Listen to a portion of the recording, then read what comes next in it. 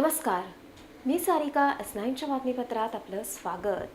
एक नजर आजच्या ठळक घडामोडींवर. मनसे अध्यक्ष राज ठाकरे यांनी पोलीस भरती दरम्यान मरण पावलेल्या राहुल सकपाळ यांच्या कुटुंबियांची घेतली भेट. तर भाजप प्रदेशाध्यक्ष देवेंद्र फडणवीस यांनी रेल्वे भाडेवाढीचे समर्थन करीत रेल्वे गेटमध्ये मुंबईकरांकरिता नव्या तरतुदींचे दिले आश्वासन. तर मुंबई पोलीस अंमली पदार्थांविरोधी राबवणार जनजागृतीपर उपक्रम. पोलीस भरती दरम्यान मृत्यू झालेल्या विक्रोळीतील राहुल सकपाळ यांच्या कुटुंबियांची मनसे अध्यक्ष राज ठाकरे यांनी घेतली भेट.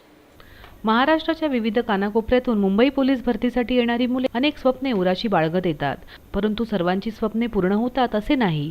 तर विक्रोळी विभागातील राहुल सकपाळ याचा पोलीस भरती दरम्यान उष्माघाताने बळी गेला. घरात वडिलांनंतर कमावती व्यक्ती म्हणजे राहुल. त्याच्या जबाबदाऱ्या घराप्रती अधिक होत्या. या प्रसंगाने त्याच्या कुटुंबियांवर दुःखांचा डोंगर कोसळला. त्याच्या कुटुंबियांना आधार देण्यासाठी मनसे अध्यक्ष राज ठाकरे यांनी त्याच्या राहत्या घरी भेट दिली. राहुलची बहीण दीपाली सकपाळ हिला सरकारी नोकरी मिळवून देण्याचे आश्वासन त्यांनी दिले आहे.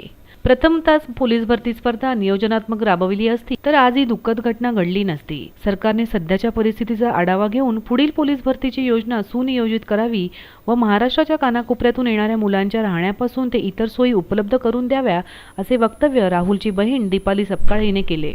त्यांनी आम्हाला नोकरी संदर्भात मदत करू असं आश्वासन दिलेलं आहे. ते आमच्या दुःखामध्ये सहभागी आहेत असं त्यांनी आश्वासन दिलं. माझं म्हणणं एवढंच आहे की जे काय झालं तसं पुन्हा होऊ नये याच्यासाठी जे काही खबरदारी सरकारला बाळगता येईल तेवढी त्यांनी बाळगावी. प्रश्नचिन्ह नाही, पण माझी विनंती नक्की आहे सरकारला की असं होऊ देऊ नका. त्या मुलांची काळजी घ्या, कारण का ते पोलीस भरतीसाठी येतात तर तिकडे काही फॅसिलिटी आहे नाही ते एवढा सध्या तरी. तर त्याच्या संदर्भात जर ताबडतोब बदल करता आले तर जेणेकरून त्यांचा त्रास कमी होईल, त्यांना उन्हाची झळ लागणार नाही, त्यांना खाण्यापिण्याचे पदार्थ किंवा ह्या सगळ्या सुविधा जर गव्हर्नमेंटकडनं पुरवल्या गेल्या तर अशी माझी विनंती आहे. व्हिडिओ जर्नलिस्ट योगेश मुळावडेसह प्रियंका कांबळे, S9 न्यूज, मुंबई. विश्वसंवाद केंद्राच्या वतीने ठाण्यात 125 कोटी पावलांचा अर्थ या विषयावर मान्यवरांच्या उपस्थितीत व्याख्यानमाला संपन्न. विश्वसंवाद केंद्राच्या वतीने ठाण्यातील गडकरी रंगायतन येथे एका व्याख्यानमालेचे आयोजन करण्यात आले होते. श्रेष्ठ भारताच्या निर्मितीसाठी 125 कोटी पावलांचा अर्थ असा व्याख्यानमालेचा विषय असून या कार्यक्रमास प्रमुख वक्ते भाजपा प्रदेशाध्यक्ष देवेंद्र फडणवीस यांची उपस्थिती लाभली. कार्यक्रमाअंतर्गत नवनिर्वाचित खासदारांचा सत्कारही करण्यात आला. खासदार राजन विचारे, खासदार श्रीकांत शिंदे, खासदार कपिल पाटील यांचा या ठिकाणी मान्यवरांच्या हस्ते सत्कार करण्यात आला. उत्कृष्ट निर्मिती करणे ही कुण्या एकाची जबाबदारी नसून याकरिता सर्वांनीच हालचाल करणे आवश्यक असल्याचे सांगत आपल्या प्रतिक्रिया भाषणाद्वारे व्यक्त केल्या. तर संदीप अचलेकर यांनी अनेक दाखले देत 125 कोटी नागरिकांनी एकत्र येणे आवश्यक असून त्याकरिता पक्षपात काढू नका असेही म्हटले. मनुष्य संख्येच्या पुढील काळात विकासाकरिता अभाव भासू शकेल, याकरिता नागरिकांनी जागृत राहून विविध योजना विकास कामात सहभागी व्हावे असेही अचलेकरांनी म्हटले. तसेच कॅम्पाकुलातील दोषी अधिकाऱ्यांवर कारवाई झालीच पाहिजे असे म्हणत याबाबत सरकार वेळकाढूपणा करीत आहे असेही त्यांनी म्हटले. केवळ व्यक्ती बदलून भ्रष्टाचार थांबत नाही असे म्हणत देवेंद्र फडणवीस यांनी काँग्रेसवर तोफ डागली. पहिली मागणी अशी आहे की कॅम्पाकोलाच्या संदर्भात सुप्रीम कोर्टाने सुमोटो याचिका दाखल करून गेल्यानंतर 5 महिन्याचा वेळ राज्य सरकारला दिला होता आणि त्याच्यामध्ये राज्य सरकार यातनं मार्ग काढू शकलं असतं. विशेषतः 2010 साली तत्कालीन मुख्यमंत्र्यांनी 17,000 स्क्वेअर मीटरच्या वर जे अधिकचं बांधकाम FSIच्या वर तेवढंच तोडावं अशा प्रकारचा आदेश दिला होता. जो आदेश सुप्रीम कोर्टात चॅलेंज झाल्यानंतर देखील स्टँड राहिला, तो सुप्रीम कोर्टाने स्ट्रक डाऊन केलेला नाही. अशा अवस्थेमध्ये हे जे FSIच्या वरचं बांधकाम आहे ते सोडून इतर बांधकाम हे सरकार वाचवू शकलं असतं, पण 5 महिने वेळ काढू धोरण सरकारने केलं.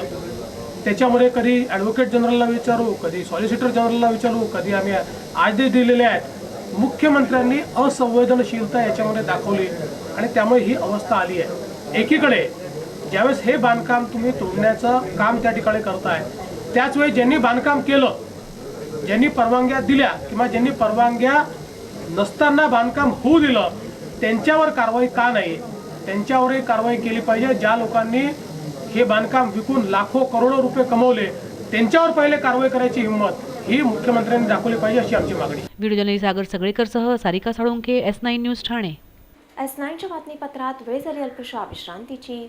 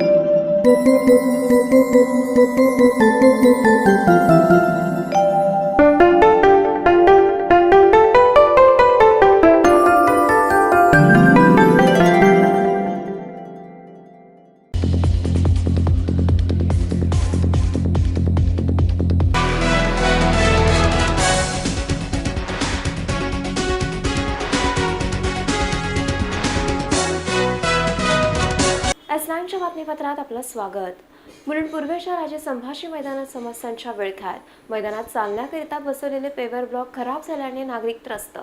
एकीकडे खेळाची मोकळी मैदाने कमी होत असतानाच उपलब्ध असलेली मैदाने समस्यांच्या विळख्यात अडकलेली दिसून येत आहेत।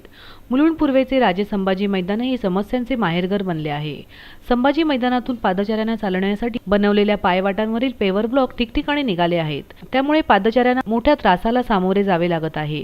तसेच या मार्गावर कचराही मोठ्या प्रमाणात साचला असल्याने पादचाऱ्यांना त्रास सहन करावा लागत आहे। राजे संभाजी मैदानातील मागच्या बाजूस असणाऱ्या प्रवेशद्वाराची ही दुरावस्था झाली असल्याने नागरिक त्रस्त झाले आहेत।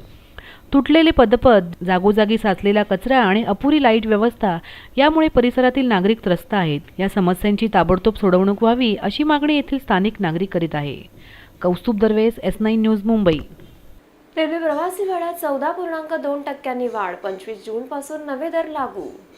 यूपीए सरकारच्या काळात महागाईने पिचलेल्या जनतेला अच्छे दिन आने वाले हे असे स्वप्न दाखवणाऱ्या एनडीए सरकारने एका महिन्यातच महागाईचा बोजा सर्वसामान्य जनतेवर लादला आहे। पैशांची चणचण भासत असल्याचे सांगत रेल्वेने 14.2% प्रवासी भाडेवाढ करण्याचा निर्णय घेतला आहे। तसेच मालवाहतूक दरातही 6.5% दरवाढ करण्यात आली आहे। या भाडेवाढीचा फटका हा रेल्वे प्रवाशांना बसणार असून मासिक पास काढणाऱ्या प्रवाशांनाही आता पासाकरिता दुप्पट पैसे मोजावे लागणार आहेत। ही भाडेवाढ 25 जूनपासून लागू करण्यात येणार असून सध्या मासिक पासाकरिता 15 फेऱ्यांचाच विचार करून दर आकारले जाणार आहेत, तर 25 जून नंतर मात्र दुपटीने या दरांमध्ये वाढ होईल। रेल्वे प्रवाशांमध्ये मात्र सध्या दरवाढीमुळे नाराजी निर्माण झाली आहे। अच्छे दिन आने वाले हे असे म्हणत महागाई ही वाढतच चालली आहे, तर भाडेवाढ करूनही प्रवाशांना आवश्यक त्या सुखसुविधा उपलब्ध होत नसल्याची खंत प्रवाशांनी व्यक्त केली आहे। रेलवे का भाड़ा बढ़ रहा है और गर्दी ज़्यादा है, इसके लिए तकलीफ हो रही है और टिकट लेने में भी प्रॉब्लम है। यहाँ पर देख रहे हैं कितनी लाइनें लगी हुई है। भाड़ा बढ़ रहा है लेकिन उसके बदले में आपको आवश्यक सुविधा मिल रही है। कोई सुविधा नहीं है मैडम, उसके लिए तो पुराना ही वो सब है। शाम के टाइम या सुबह के टाइम किस तरह ट्रेन की हालत है? शाम को टाइम में तो अपना वो बहुत बुरी हालत है। और अभी बारिश के कारण ट्रेन कैसा मतलब बारिश के टाइम में हमेशा ट्रेन लेट ही रहेगा और रहता है, बहुत तकलीफ रहती है उसमें। तर भाजपा प्रदेश अध्यक्ष देवेंद्र फडणवीस यांनी या भाडेवाढीचे समर्थन करीत रेल्वे बजेटमध्ये मुंबईकरांकरिता नक्कीच नव्या योजनांचा समावेश केला जाईल असे आश्वासन दिले आहे। की नुकतंच एक सरकार सत्तेवर आलं आहे आणि सत्तेवर आल्यानंतर सगळ्या गोष्टी मार्गी लावायला त्या सरकारला आपण वेळ दिला पाहिजे हे जनतेला देखील समजतं। कुठली भाववाढ ही दुःखदच आहे, त्याचं कोणीही समर्थन करणार नाही, पण आत्ताची जी परिस्थिती होती त्या परिस्थितीमध्ये 30 कोटी रुपये दर दिवशीचं नुकसान ही रेल्वेची भाडेवाढ जुन्या सरकारने केली होती, ती ऑलरेडी करून ठेवली होती, पण राजकीय कारणांनी त्यांनी ती होल्ड करून ठेवली होती, त्यामुळे अधिकचं नुकसान होत होतं आणि म्हणून अशा प्रकारचा निर्णय हा घ्यावा लागला आहे। त्यामुळे हा जो निर्णय घेतलेला आहे त्याचं काही फार आनंद कोणालाच नाही आहे, पण मी एवढंच सांगतो की येत्या काळामध्ये थोडासा वेळ जर जनतेने दिला आणि जनता देईल, आम्हाला विश्वास आहे या सगळ्या गोष्टी स्ट्रीमलाईन होतील आणि अशा प्रकारच्या भाववाढीला आपल्याला सामोरं जावं लागणार। व्हिडिओ जर्नलिस्ट सागर सगळेकरसह सारिका साळुंखे, S9 न्यूज, ठाणे। S9च्या बातमीपत्रात वेळ झाली अल्पशा विश्रांतीची।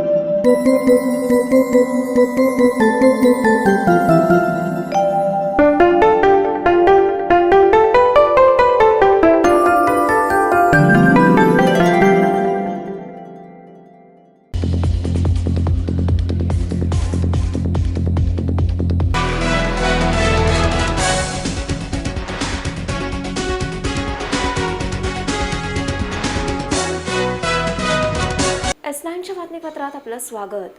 मुलुंडच्या MCC कॉलेजमध्ये वरिष्ठ पोलीस निरीक्षक फुलसिंग पवार यांनी विद्यार्थ्यांमध्ये अंमली पदार्थांबाबत केली जनजागृती. तरुण वर्ग हा जास्तीत जास्त अंमली पदार्थांच्या आहारी कळत नकळत जात असतो. याचे दुष्परिणाम त्यांच्यासह कुटुंबियांनाही सहन करावे लागतात. याबाबत योग्य ती माहिती अथवा अज्ञान दूर करणे हे आवश्यक आहे. याकरिता जागतिक अंमली पदार्थ विरोधी दिन हा 26 जूनला साजरा केला जातो. या दिनाचे औचित्य साधून मुंबईचे पोलीस आयुक्त राकेश मारिया यांनी जनजागृतीपर उपक्रम राबवण्याचा निर्णय घेतला असून याबाबत संबंधित पोलीस अधिकाऱ्यांनाही तसे आदेश दिलेत. या आदेशाचेच पालन करीत मुलुंडचे वरिष्ठ पोलीस निरीक्षक फुलसिंग पवार यांनी मुलुंडच्या MCC कॉलेजमध्ये अंमली पदार्थांवर व्याख्यानमालेचे आयोजन केले होते.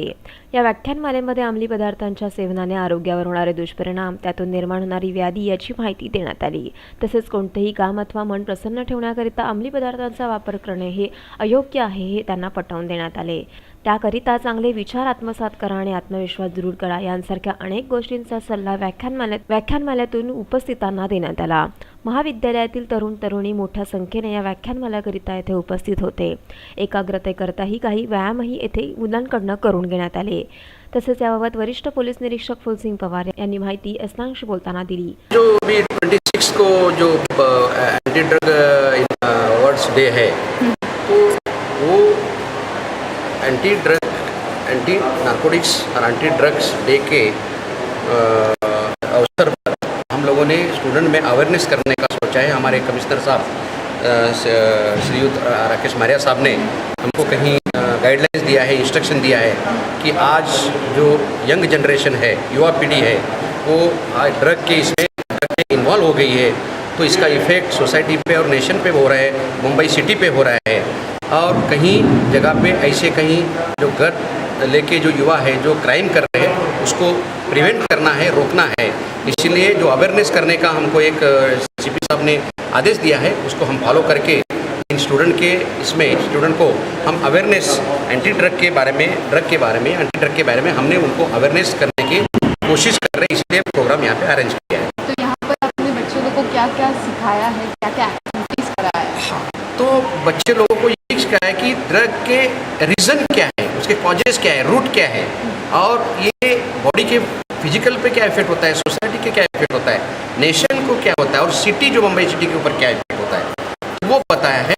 और इसके अलावा ही थोड़ा सा उनको एक पॉजिटिव बनाने के लिए एक डेमो भी किया मैंने कि उनका माइंड में जो बातें लेते हैं तो बॉडी कैसे करती है, तो वो उनको एक एक्सपेरिमेंट करके दिखाया. और they are very happy student by doing all these things. They become very happy. अच्छा, ये एक्टिविटीज़ आप और कॉलेजेस में भी करने वाले? यस, वो अभी जो जितने ही मुलुंड में जितने कॉलेजेस हैं वो कॉलेज वहाँ पे हम जाके ही अवेयरनेस कर रहे हैं. जो जितने कॉलेजेस हैं उतने कॉलेज में जाके ऐसे ही हमने ये प्रोग्राम कब करके तक चलता रहेगा? ये 15 दिन चलते रहेंगे. 26 तारीख से आगे 15 दिन कंटिन्यू ये प्रोग्राम चलते रहेगा. पूरा बम्बई में ये प्रोग्राम लिया गया है अवेयरनेस के. इससे तो पुलिस की अवेयरनेस करना जरूरी है, क्योंकि पुलिस इनको ड्रग एडिक्ट या जो ड्रग के क्रिमिनल क्राइम जो करते हैं तो ये सोसाइटी को या ये युवा पीढ़ी को दिखाना बहुत जरूरी है. इसलिए हमने ये अवेयरनेस चालू की. हमारी जो मुलुंड एरिया को मैं यहाँ बताना चाहता हूँ कि हमारे कमिश्नर साहब ने जो बहुत आने के बाद में जो अच्छा जो ड्राइव लिया है और इंस्ट्रक्शन दिया है कि ये मुंबई सिटी पूरा ड्रग एडिक्ट से अवे दूर रहना चाहिए, और जो ड्रग माफिया है उससे सिटी को धोखा है. इसलिए ऐसे अवेयरनेस करके कोई यहाँ पे गर्द के कोई क्राइम न करे, वो कंट्रोल होना चाहिए, जीरो टॉलरेंस होना चाहिए. इसके वजह से ये सोसाइटी को हम ये करते हैं कि अगर कोई ऐसे ड्रग पीने वाले या ड्रग बेचने वाले कोई यहाँ पे कहीं मुलुंड पुलिस स्टेशन के जुडिशन में कहीं दिखे तो प्लीज़ हमको इन्फॉर्म कीजिए, पुलिस को इन्फॉर्म कीजिए, और हम स्टर्न एक्शन हम जल्दी उसी वक्त लेने की कोशिश करेंगे. Say no to drugs. Video journalist Vinod Jadhav सह प्रिया शेट्टी, S9 न्यूज, मुंबई. मुलुंडमध्ये आमदार सरदार तारासिंह यांच्यातर्फे स्थानिकांसाठी मोफत तीर्थदर्शन यात्रेचा शुभारंभ. पावसाच्या दिवसांमध्ये लोकांना घराबाहेर पडण्यास त्रास होत असतो, तर ज्येष्ठ नागरिकांना घरातच बसून राहावे लागते. चांगल्या नैसर्गिक वातावरणात आळस दूर करण्याकरता मुंबईतील सुप्रसिद्ध तीर्थक्षेत्र दाखवण्याचे काम भाजपा आमदार सरदार तारासिंह यांनी मुलुंडमध्ये सुरू केले आहे. एरवी असेच काही उपक्रम तारासिंह हे मुलुंड विभागामध्ये राबवित असतात, परंतु ही तीर्थयात्रा काही वेगळीच आहे. यामध्ये देवदर्शनाचा लाभ यात्रेकरूंना घेता येणार आहे. त्याचबरोबर आठवड्यातील शनिवार आणि रविवारीच याचा लाभ घेता येणार आहे. तर यात्रेकरूंना मुंबईतील प्रसिद्ध मंदिरे म्हणजे सिद्धिविनायक, महालक्ष्मी, बाबुलनाथ, वाळकेश्वर, जैन देरासर आणि राधाकृष्ण मंदिर तसेच गेटवे ऑफ इंडियाचेही दर्शन करविले जाणार आहे. हे दर्शन सकाळी 11:30 वाजल्यापासून सायंकाळी 6:30 वाजेपर्यंतच्या कालावधीत करता येणार असून तसेच ज्यांना सांगितल्या गेलेल्या ते ठिकाणी पोहोचण्याची देखील सोय केली जाईल. प्रवाशांमध्ये नाश्त्याची सोय उपलब्ध करून दिली आहे. तर या यात्रेकरिता 2 बसेस सध्या उपलब्ध आहेत. त्याचबरोबर एकावेळी 100 यात्रेकरू या बसमधून प्रवास करू शकतात. तसेच अधिक प्रमाणामध्ये ज्येष्ठ महिलांचाही यामध्ये समावेश आहे. या उपक्रमाचा शुभारंभ सरदार तारासिंह आणि भाजपा नगरसेवक प्रकाश गंगाधरे यांच्या उपस्थितीत करण्यात आला आहे. माताओं को दर्शन कराने और वो अभी 11:30 बजे यहाँ से जाएंगी. ये सब मंदिरों को दर्शन करने के बाद शाम को 7:30-8 बजे वापस आएंगे. ऐसा सिस्टम मैंने शुरू किया है कि हर शनिवार और हर इतवार 2 बसें यहाँ से 100 महिलाओं को लेके जाएंगी. जब तक महिलाएं यहाँ आती रहेंगी या जेंट्स आते रहेंगे, सीनियर सिटीजन जो भी जाना चाहे वो आते रहेंगे. जब तक वो लोग यहाँ आते रहेंगे तब तक हम यहाँ से बसें भेजते रहेंगे. नगरसेवक प्रकाश गंगाधरे यांच्या हस्ते श्रीफळ वाढवून या सेवेचा शुभारंभ करण्यात आला आहे. कार्यसम्राट आमदार आहे. गेले 15 वर्ष ते मुलुंडची सेवा करत आहे आणि अनेक सेवा त्यांनी केलेल्या आहेत. अनेक बाग बगीचे उद्यानं बांधलेले आहेत, तलाव सुंदर केले आहेत, गणेश विसर्जन तलाव केलेला आहे, बिल्डिंगची कामं केलेली आहेत, प्युअर ब्लॉकचं काम केलेलं आहे. जनतेसाठी त्यांनी अनेक चांगली कामं केलेली आहेत. नोटबुक वितरण केलेलं आहे, विद्यार्थ्यांसाठी कामं केलेली आहेत. त्यामधलं हे एक सुंदर काम, एक चांगलं काम की सिनियर सिटीजनना देवदर्शन करण्यासाठी वेळ काढणं, त्यांची व्यवस्था करणं, हे काम सरदार तारासिंहने केलं आहे. त्यांना एक वेगळ्या सर्व मुलुंडच्या जनतेच्या सिनियर सिटीजनच्या दुवा मिळणार आहेत की असं दर्शन करण्यासाठी त्यांनी व्यवस्था केलेली आहे.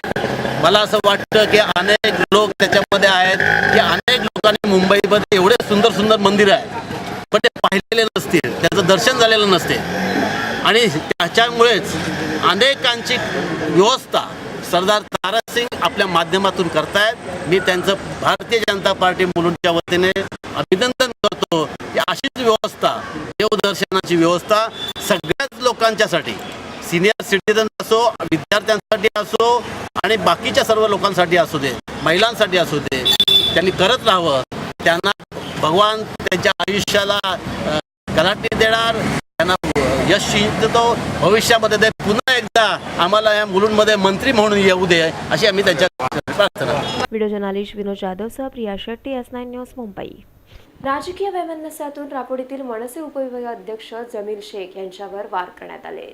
राबोडीत महाराष्ट्र नवनिर्माण सेनेचे जमील शेख यांच्यावर रात्री काही अज्ञात इसमांनी 12:30च्या सुमारास हल्ला केला आहे. 2 वर्षापूर्वी जमील हे राष्ट्रवादीतून मनसेत आले होते. तेव्हापासून राष्ट्रवादीचे स्थानिक नगरसेवक नजीबुल्ला यांच्यासह वैमनस्य निर्माण झाले होते. त्याच वैमनस्यातून काही इसमांनी मनसे उपविभाग अध्यक्ष जमील शेख यांच्यावर हल्ला केल्याची माहिती मिळाली. सध्या जमील शेख यांच्यावर ठाण्यातील सिव्हिल रुग्णालयात उपचार सुरू असून त्यांच्या पोटावर आणि छातीवर तलवारीने वार करण्यात आलेत. तर राबोडी पोलीस स्थानकात हल्ल्याबाबत गुन्हा नोंदविण्यात आला आहे. व्हिडिओ जर्नलिस्ट सागर सगळीकरसह सारिका साळुंके, S9 न्यूज, ठाणे.